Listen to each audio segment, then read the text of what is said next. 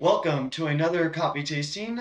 I'm your host, Aaron Taylor, and today we have a special coffee tasting thanks to those of you guys who are watching because today we are about to hit the 100 follower mark. So I want to thank everyone who has stopped to hit that subscribe button down below and for everyone who hit that like button as well.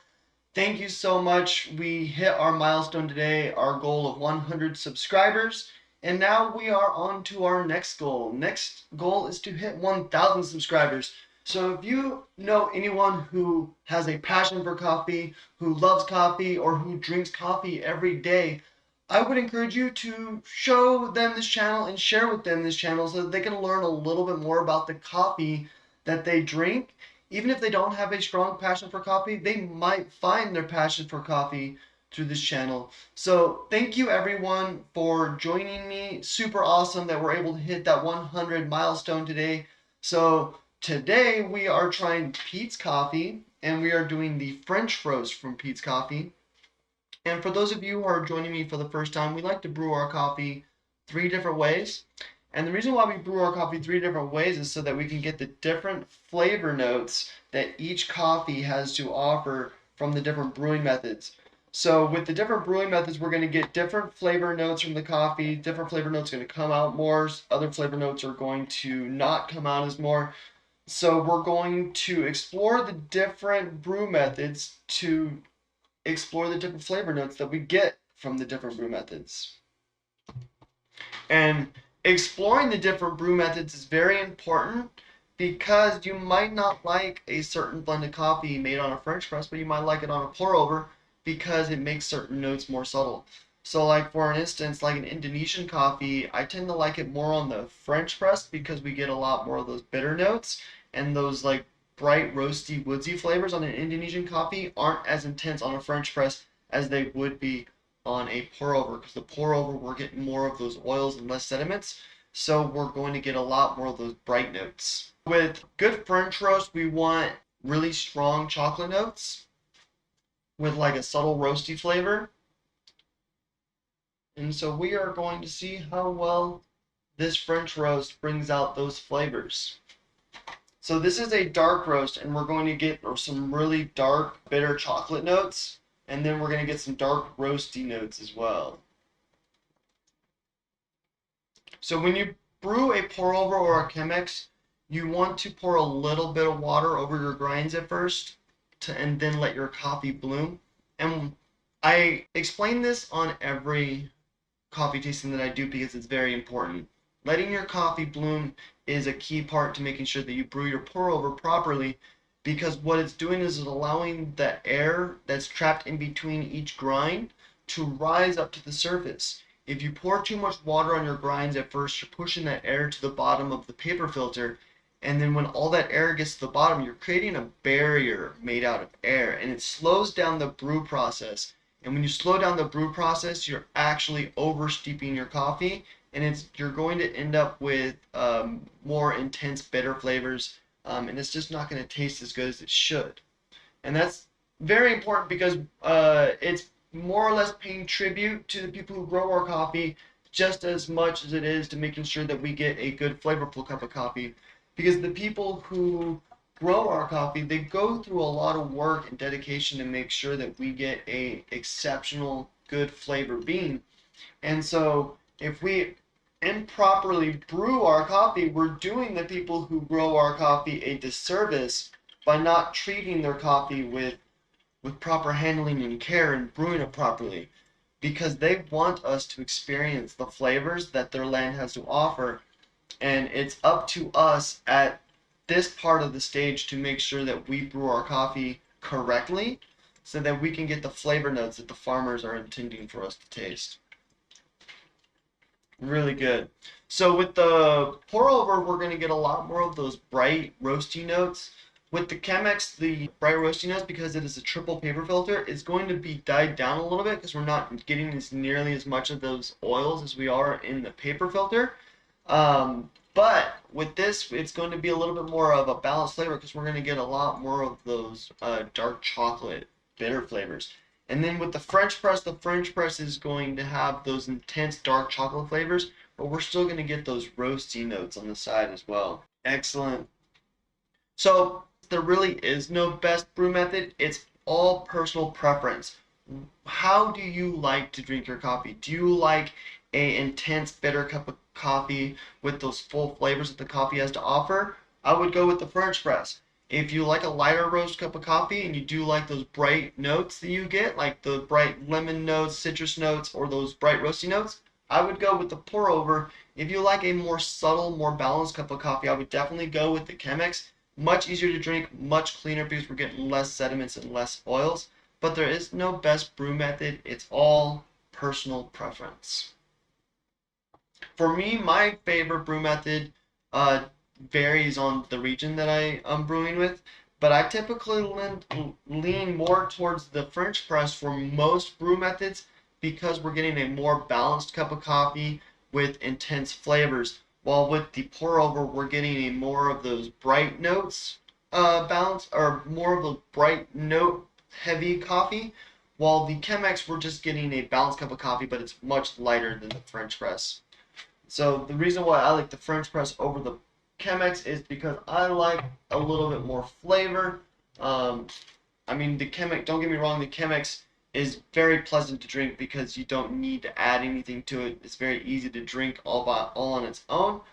But for most flavors, I like to really taste those chocolate notes with like a caramely sweetness. And so the French press is the best way to experience.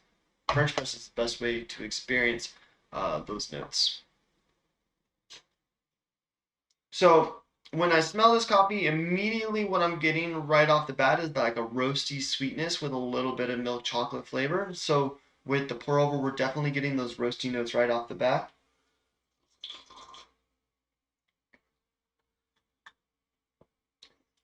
So with the pour over, as soon as we sip our coffee, we're being our tongue is being bombarded with those bright roasty notes that's attributed to a French roast. And what's going on is it's got like a bright sweetness to it, but it's got a roasty, so it's like a roasty sweet. And as those roasty notes start to wash away, we're starting to get that milk chocolate flavor.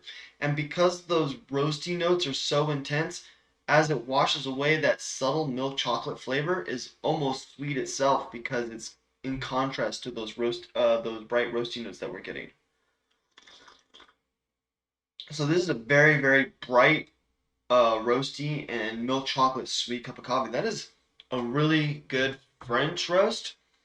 I typically tend to lean away from the dark roast coffees because I don't like those intense roasty notes that we get from the dark roast coffees. But this one is a little bit more of a brighter roasty flavor, so it gives it a sweeter flavor versus like a bitter flavor. Pretty good. Pretty good. We are getting a little bit of lingering flavor from the roastiness as everything else washes away. We are left with a little bit of roasty flavor towards like the back and sides of our tongue. So now we're going to try the Chemex. With the Chemex, we're getting a triple paper filter. So we're filtering out more of the sediments and more of those oils. So it's going to be a much cleaner cup of coffee. And because more of those oils are being filtered out, those bright roasty notes that we got initially from the pour over is not going to be as intense on the Chemex. So as I smell the coffee, immediately what I'm getting from this one is more of those sweet milk chocolate flavors, and that roasty notes aroma definitely isn't coming off the cup of coffee as much as it was on the pour over.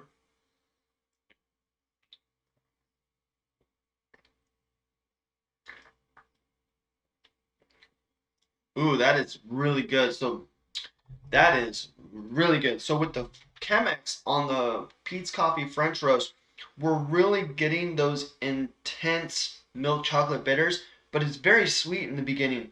But then as it starts to wash away, it starts to bitter up. So your initial taste, the initial flavor that we're getting is bright, sweet milk chocolate notes. And what's happening is those bright roasty notes, instead of driving the cup of coffee, it's complementing those milk chocolate notes that we're getting at the very beginning, making it taste a little bit brighter and a little sweeter. So instead of bitter milk chocolate notes that we're getting over on this side, we're getting slightly sweeter bitter flavors.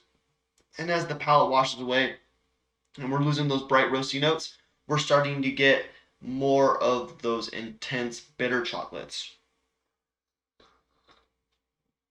Really good. That is probably one of my favorite Chemex coffees that I've done so far is the French press on the Peet's coffee, just because it's so smooth in the very beginning, but then as your palate washes away, the bitters, the dark chocolate bitters start to reveal themselves. And so like right now, now that I've let the palate clear, what I'm getting right now is dark chocolate bitter leftover flavor on my tongue. And it's got like such a strong, smooth flavor. It's really good. It's not unpleasant at all. When you hear bitters, you're associated with unpleasant flavors. But with this, we're just comparing it to like sweets and sours and stuff like that. So it's not like such an intense bitter flavor that it's gonna like make your face go sour. But it has a very complementary, subtle notes that taste good.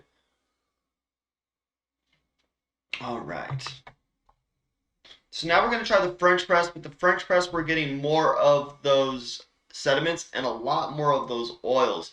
And so with a lot more of those oils and more sediments, we're going to get a lot more of those flavors. We're going to have a lot more of those bitters and a lot more of those bright roasty notes as well. But because we're getting a lot more of both flavors, it's still going to be a fairly balanced cup of coffee like the Chemex was. So what I'm expecting is to have a intense, bright milk chocolate flavor from the very beginning, and as it washes away, we're going to get some very intense dark chocolate flavors. So we're going to see how well that turns out.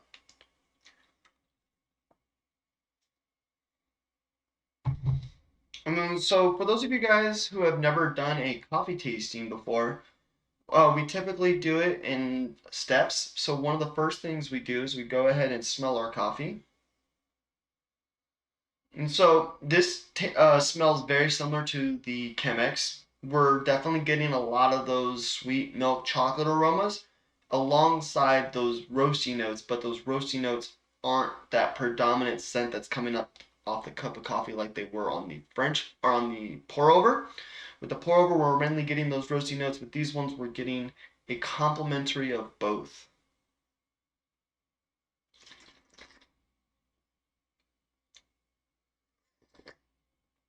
Ooh, that is really good. Okay, so what's going on with the French press, it's very similar to the Chemex, but with that initial sip, it's not nearly as bright as the initial sip on the Chemex. So the Chemex, we're getting that bright, sweet milk chocolate roasty flavor. This side, we're getting that roasty milk chocolate flavor, but it's not nearly as light and bright as the roasty notes are on this side. So it's much more darker in flavor. We're getting a little bit more of those bitter chocolates, but it's still sweet. So we're still getting those sweet milk chocolate flavors. It's just not as light and bright as this one is. Really good. And that's where that extra flavor is coming from. And then because it has a little bit more flavor on the initial sip, as the palate clears away, those bitters that we get from the washing away of the palate aren't as intense as they are on the Chemex because it's in contrast. So it might be the same level of bitterness, but because we're getting more flavor off the initial sip, as the palate clears away, the contrast between the initial sip versus the leftover flavors isn't as intense. While on the Chemex, because we're getting a lighter, sweeter coffee flavor, and then as the palate washes away, we're getting those bitter flavors. Those bitter flavors taste a little more intense on the Chemex because it's in contrast to those lighter notes. With this, we're getting the darker notes from the very beginning, and as it washes away, we're starting to get those bitters. So those bitters don't taste as intense, but this cup of coffee from the very get-go is a little bit more intense in flavor, which is what I like. And I really like the French press on this cup of coffee because we are getting those dark chocolate notes from the very get-go, but they're not super bitter. They have those sweet flavor from those bright roasty notes that we get. But you can't really taste those roasty notes because that's what's making this sweet flavor.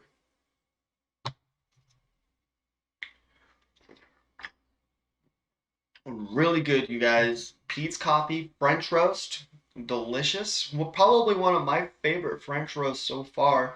Um, and my favorite brew method is the French press. So French roast on the French press, French roast on the French press for Peet's Coffee for me. And so now we're going to learn a little bit about Peet's Coffee. So with Peet's Coffee, before Peet's Coffee, we didn't have a lot of arabica bean suppliers in the U.S., especially the Western United States. There might have been a few. Definitely have to do some research on that on like the eastern side of the United States.